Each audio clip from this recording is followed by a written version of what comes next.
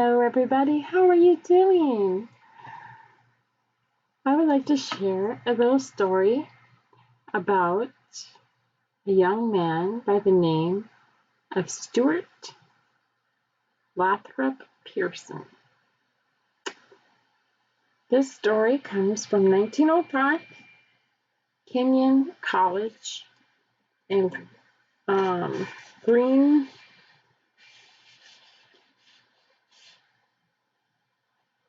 I'm sorry, I had all this memorized and I lost it. Gambier, Ohio. This happened the 28th of October, 1905. Stuart was being initiated into the Delta Kappa Epsilon Fraternity at Kenyon College. The other students sent him to the railroad bridge, which they believed was not in use. However, an unscheduled train arrived and Stuart was killed. Now, there's some other things going on here because, well, I'll just read you newspaper clippings.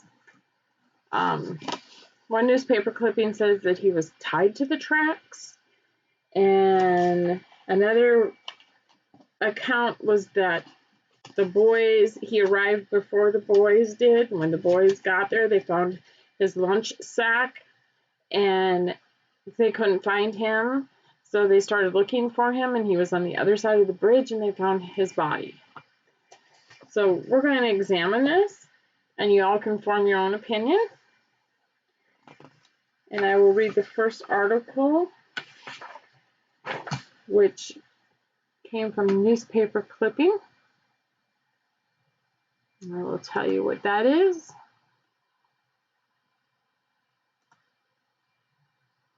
That was from the Berkeley Gazette. It was printed in the Berkeley, California Gazette on the 24th of November, 1905 on Friday, page 7. It says, condemned hazing of students. The following article on hazing and alleged initiation rituals of college and high school fraternities, which appeared in a recent issue of the San Francisco Examiner, has caused much comment in Berkeley. I swear by all my hopes on earth to keep this pledge with the brethren of our order. May my life be accursed, my death be loathsome, my heart be cut out and cast into dust, my flesh rot from my bones crumble away if I ever reveal any of the secrets of our beloved order or betray my brethren. This is the grim vow under the awful influences of which the young university student, fresh from a gentle influence of his home, with his youthful ideas of honor and loyalty, as yet unsullied by contact with the world, has braved the terrors of hazing and faced death 100 times. It was the vow that led Stuart Lathrop Pierson, the freshman of the little college of Kenyon, Ohio, to submit as a part of his initiation to the fraternity of the Delta Kappa Epsilon, and without sign or word or murmur, to the awful ordeal of being tied to the railroad tracks of the Cleveland, Akron, and Ohio Railroad. There to be left until the train came along and ground him to pieces. For in its effect upon the mind of the impressionable boy, this vow is invested with more of awful portent and more of solemnity than the oaths of the Molly Maguires and White Caps, or of the Suicide Club pictured by Robert Louis Stevenson in the New Arabian Nights. Give 5,000 members of the alumni of a college fraternity in possession of the secrets of this order, and not one throughout a long life shall ever betray them. Stuart Pierson, lying bound to the track on the Railroad River Bridge at Gambier, hearing the distant rumble of the approaching train and realizing in that supreme moment of horror the awful mistake of his fellow students that doomed him, on the very threshold of his young life, to death under the wheels, was true in spirit to his fellows. Could he in that moment have escaped by some miracle, his lips must have been forever sealed. Bring his back from the grave now, and he shall not utter a word. Victim's father bars way of justice. Strong in the heart of his father, himself an alumni of the college and member of the fraternity of the DKE, is the spirit of the oath and a blind, unreasoning loyalty. For in the face of cumulative proof sufficient to convince every other man in the country that the son was, with a cold-blooded cruelty worth of the fiends who tied him to the railroad tracks and left there, Mr. Pierson, hurrying the mutilated remains of his son out of sight of the coroner and the police, fiercely opposes every stage of the investigation, blindly insists that his boy was not tied to the tracks, but that he fell asleep at his post and was run down by the train. And of him, Coroner Scarborough and the citizens of Gambier, loyalty seeking the whole truth of this barbarous slaughter, have said that the honor of his college is dearer to him than the life of his child. In proof of their assertion, they have produced evidence that in the very moment that his son lay on the tracks watching the lights of the train bearing down upon him and enduring in those few moments the agonies of 100 deaths, he, a businessman of mature years, was engaged with another party of students in the work of initiating another victim. But the accident of the advent of a special train, where according to the schedule of the initiating committee, no train should have been, has led to a gigantic revolution of sentiment through every college in the country, such as will put an end forever to barbarism in the practice of initiations or hazing. For the whole state of Ohio, aflame with anger over this wanton slaughter, demands that the students who bound and gagged Pierson and led him to the tracks shall be discovered and heavily punished. And standing alone against the power and might of the state is Dr. Pierce, the president of the college, declaring, in the face of all of the evidence, that his pupils are guiltless of wrong. The sentiment of the Ohio people, however, has spread over the country. For this case, the apex of the boyish cruelty has been reached. And our next article says, which is from the Detroit Free Press, Detroit, Michigan, 1st of November, 1905, Wednesday, page 3. Was not tied to track. President of Kenyon College issues statement. Says student was simply sent to railroad bridge. Cincinnati, Ohio, October 31st. At the home of N.L. Pierson at College Hill, the funeral of Stuart Lathrop Pierson, his son, who met death at the Gambier Saturday night, was held this afternoon. The services were conducted by Reverend J. H. Eli, and President Pierson of Kenyon College. 4 of the members of the fraternity accompanied 3 as pallbearers. The following statement concerning the tragic death of young Pierson was made today by President Pierce, this being the first absolute statement that the boy was not tied to the railroad track. Stuart Pierson was not tied to the track when he was killed at Gambier Saturday night. He had not been tied and had merely been sent to the bridge to await the coming of the members of the Delta Kappa Fraternity into which he was to be initiated. When about 10 o'clock, the boys came to the bridge. They found his lunch basket, but Pierson was not in sight. They called, and receiving no answer, decided to visit the other end of the bridge, thinking that he might have walked over there. There, the dead body was found. The coroner is trying to stir up a needless sensation. The death of Pierson was purely accidental. Well, all of that was going on.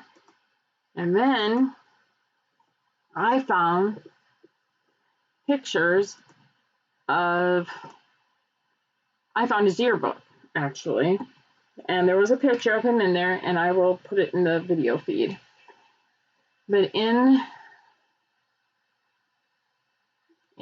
the yearbook, there's a whole page dedicated to him, and this is how it reads.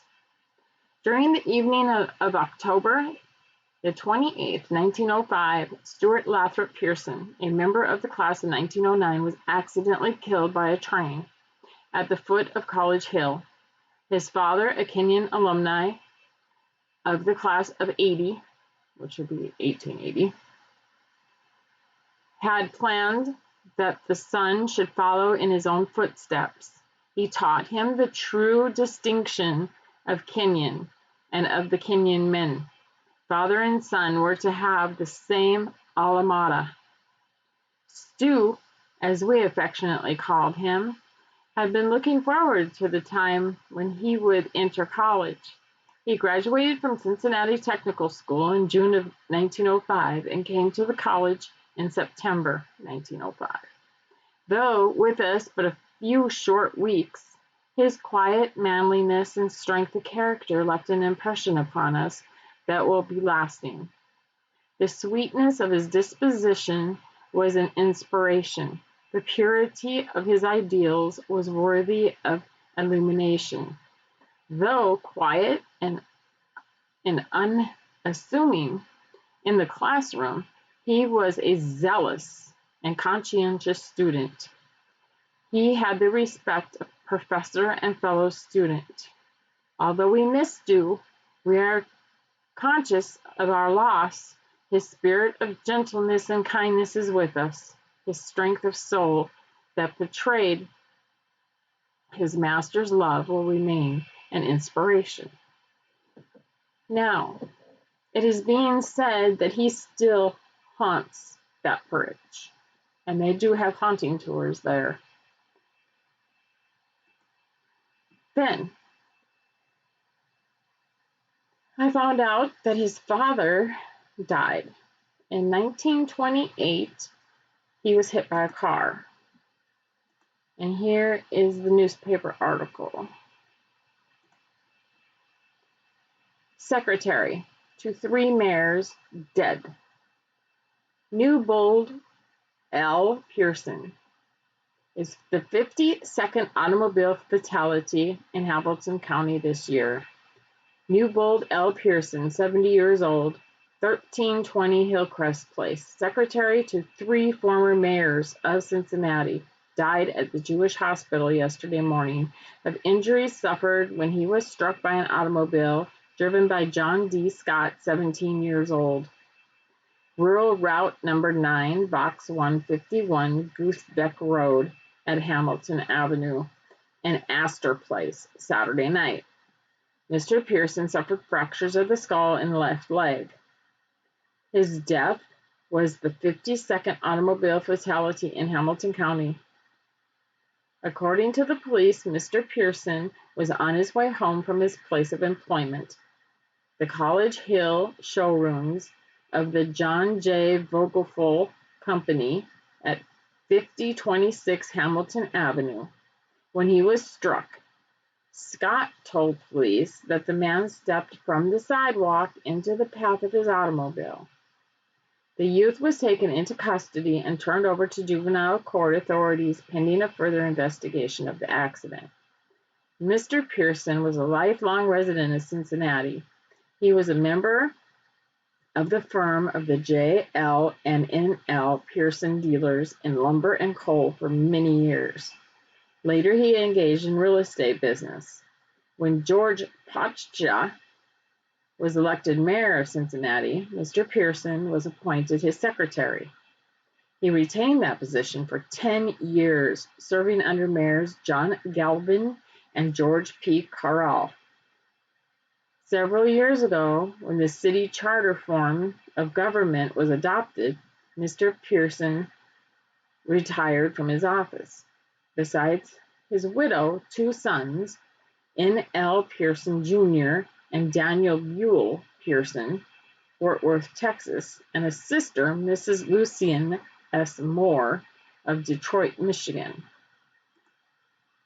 survive him. Mr. Pierson was a Mason and active in various clubs for many years. Funerals will be held at 3 o'clock tomorrow afternoon at the College Hill Presbyterian Church. Burial will be in the Spring Grove Cemetery.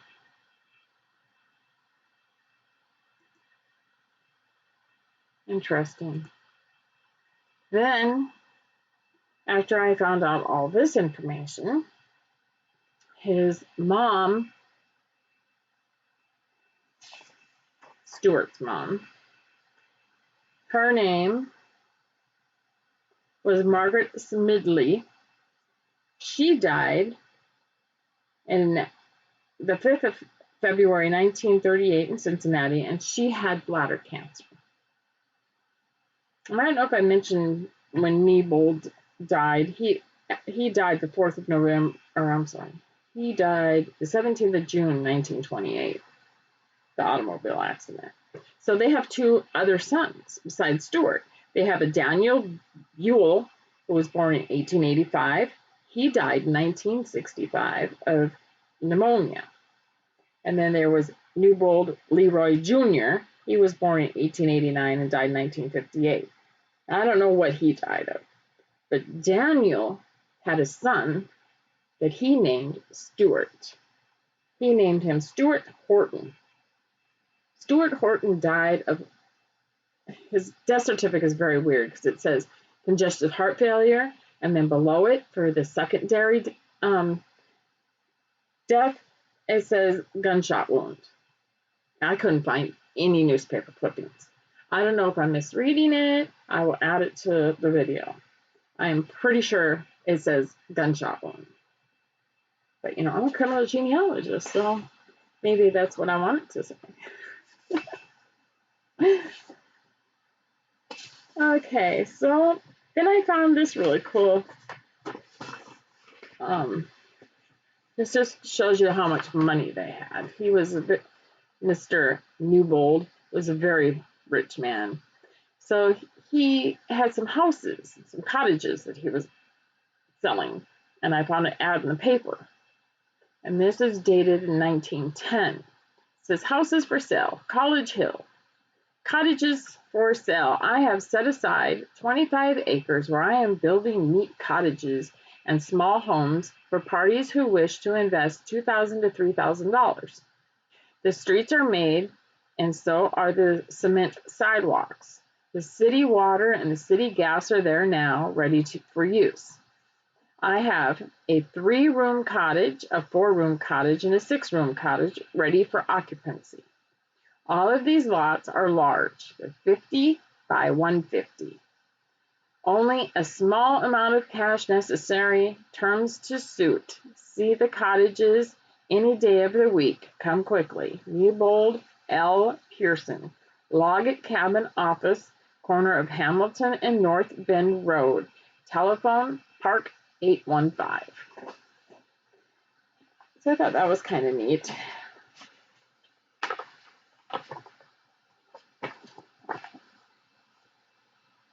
This is Mr. Stuart, the boy that died on the railroad track. And I'll add the picture into the video. This is Stuart's mom. Isn't she beautiful? I'll add that too, and I'll add the newspaper clippings. So tell me what your thoughts are of this. I think, personally, my opinion is that Stuart was hazed, obviously, and I think he was tied to the railroad track, and they were just trying to cover it up. His father being a member of that college at one time and had taken the same oath and was probably also hazed at that bridge. Probably didn't want any of this to get out. Plus the fact he was rich. So that would definitely have hurt his character. And I suppose it wasn't very easy for the man. I mean, he lost his son. His son died. So who knows what that did to him inside.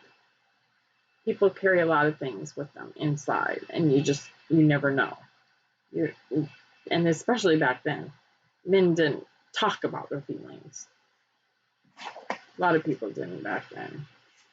So I hope you liked my short little video, and I'll add all this stuff into it with some sound effects. Thank you. Thank you for stopping, and be sure to put your naughty ancestors in your tree. Till next time, I'm Gwen, your criminal genealogist.